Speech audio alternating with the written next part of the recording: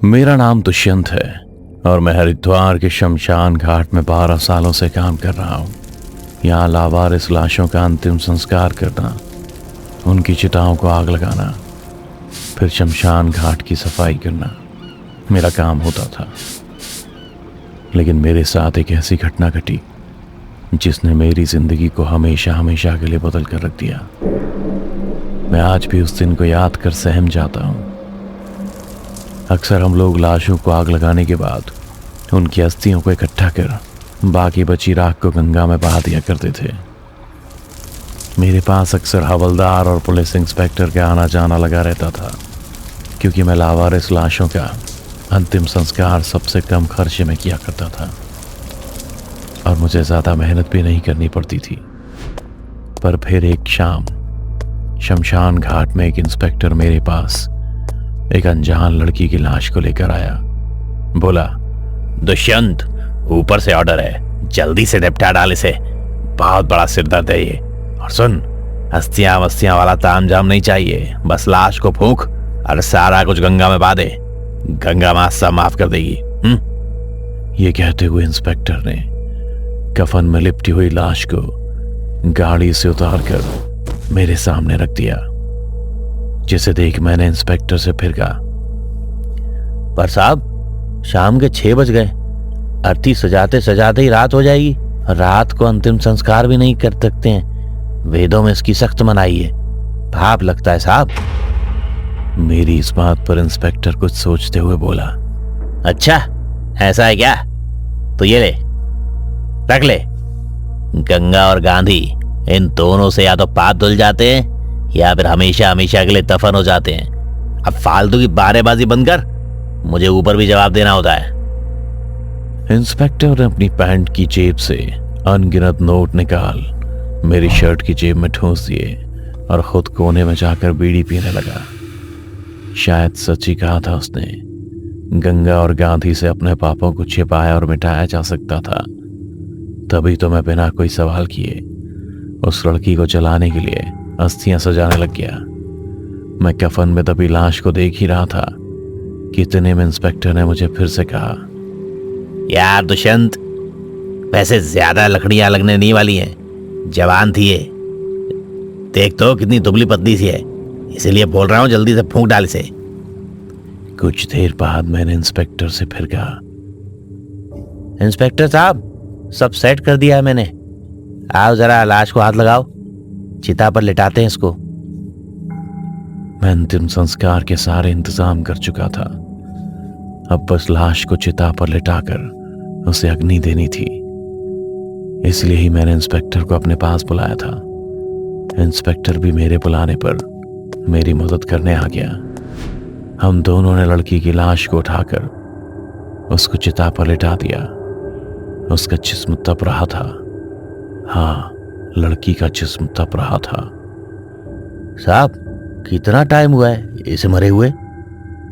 इस पर इंस्पेक्टर ने कहा, तुझे क्या करना, ज्यादा पुलिस वाला मत बन, ज्यादा बोलेगा ना तो इसके खून में तुझको ही अंदर कर दूंगा, समझा? मैं भी इंस्पेक्टर की बात सुन चुप हो गया। मैं हाथ में मशाल लेकर लाश को चलाने आगे बढ़ा ही था कि अचानक ही लाश के मुंह पर से कपड़ा उड़ गया और मेरी नजर उस लाश के चेहरे को ताकने लगी, जिसे देख मेरी रूह कांप गई। मैंने देखा कि वो लाश अपनी पलकें झपका रही थी।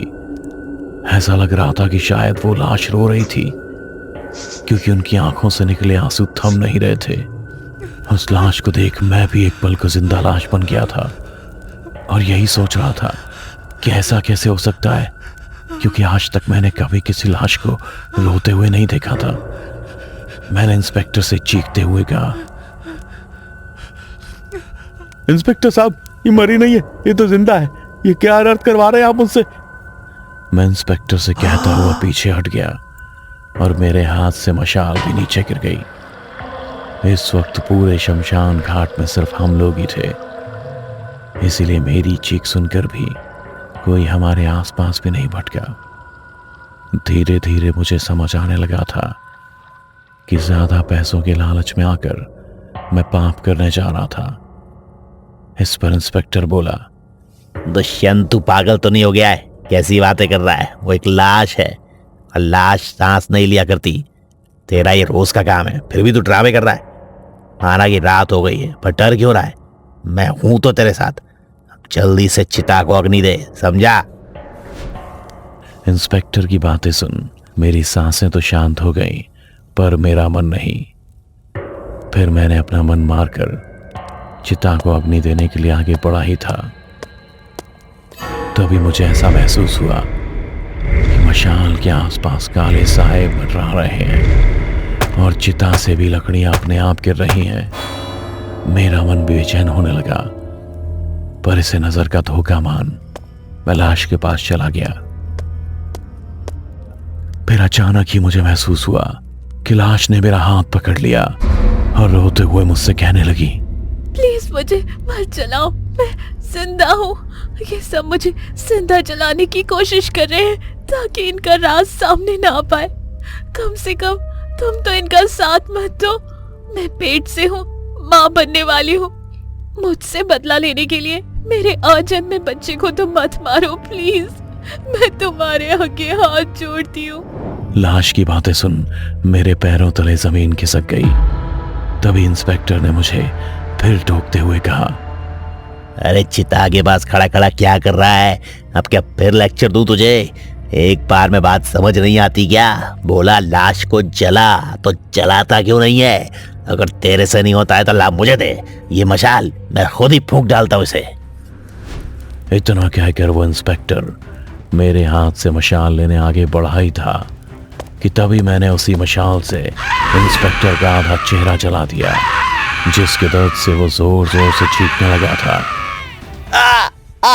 कोई बचाओ मुझे, मेरा चेहरा झुलस रहा है। इस दुष्यंत ने मेरा आधा चेहरा जला दिया है। ये तूने अच्छा नहीं किया दुष्यंत।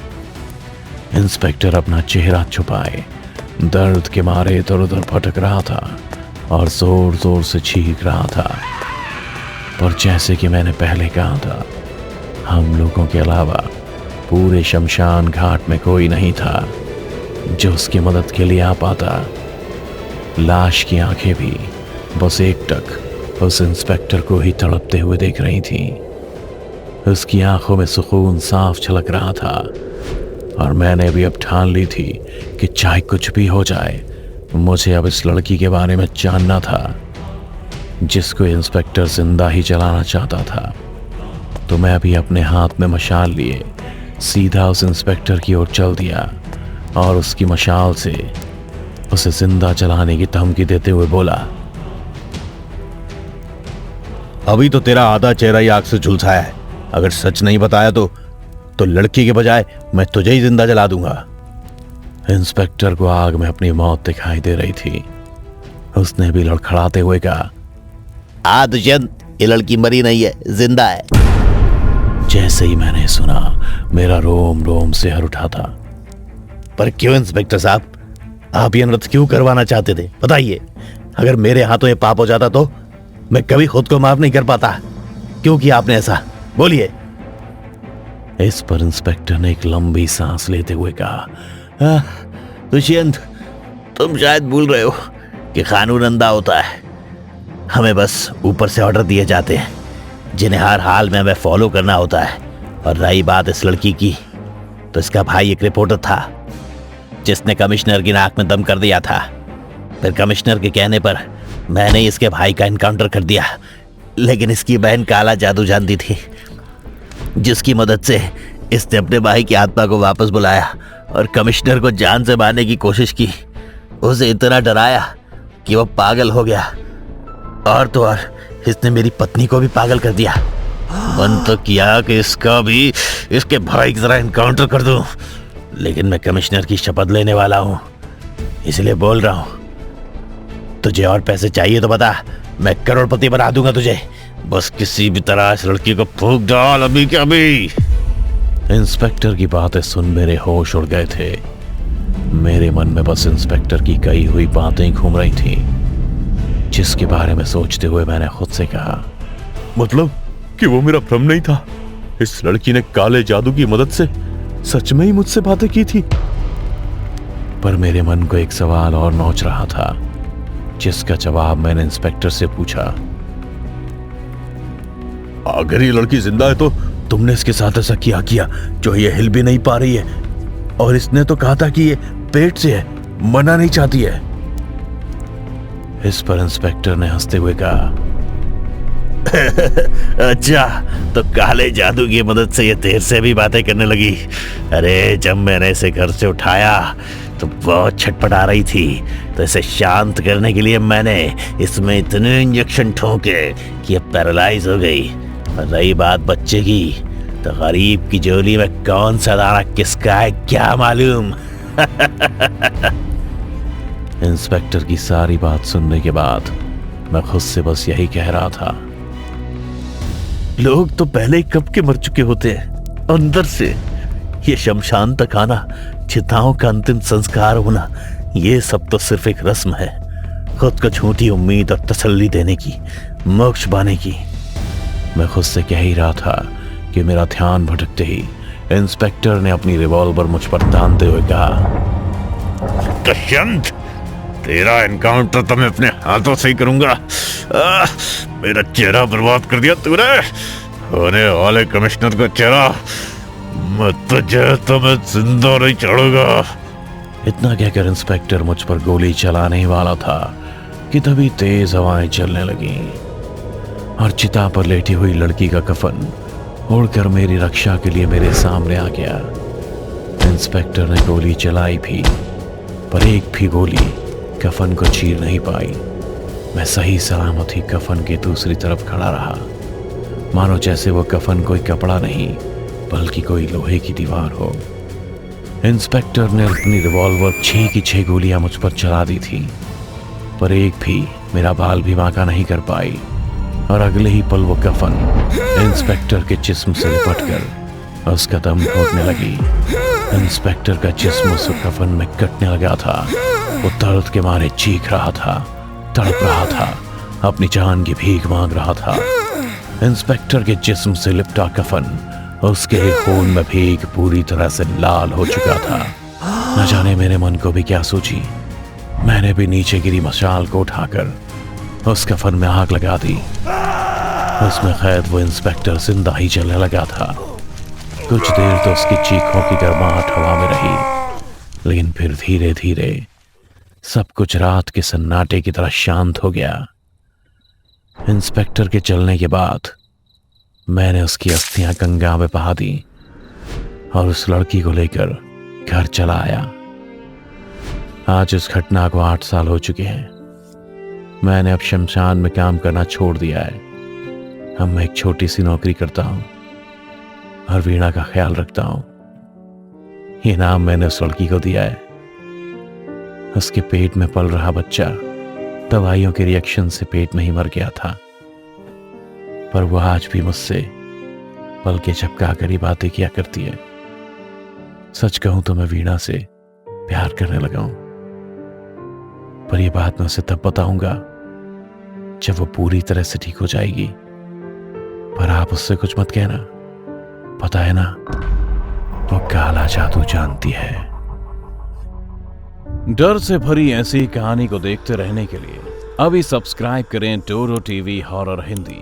और अगर आप चाहते हैं कि आपकी भी डरावनी कहानी देखें दुनिया वाले, तो अभी भेजिए अपनी कहानी टोरो टीवी के मेल एड्रेस पर। हो सकता है अगली रूह कपा देने वाली कहानी आपकी हो।